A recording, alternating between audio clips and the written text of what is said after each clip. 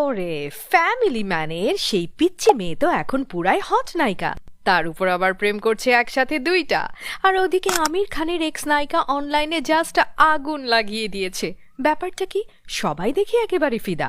আর পাকিস্তানের social media কুইনের নিকাহ এখন অনলাইনে সুপারহিট। এটা কি আসলে বিয়ে নাকি শো অফ কন্টেন্ট?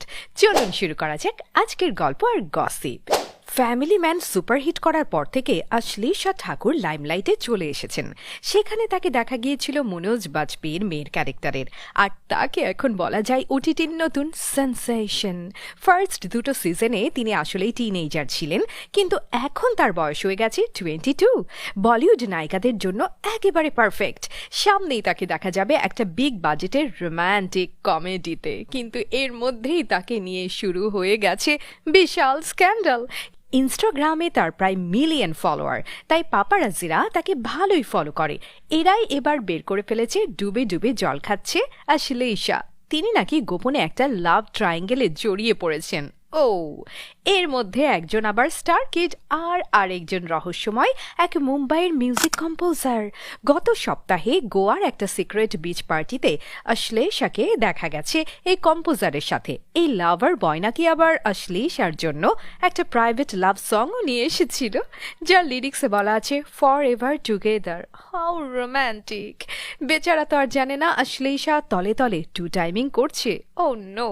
এদিকে $1 মিলিয়ন কোয়েশ্চেন ইজ, তার সেকেন্ড বয়ফ্রেন্ডটা আসলে কে? কেউ কেউ বলছে তিনি নাকি সালমান খানের ভাগ্নে অয়ন অগ্নিহোত্রী। এই স্টার কিডও একজন র্যাপার। তার একটা মিউজিক ভিডিওতে ভাইজানকেও দেখা গেছে।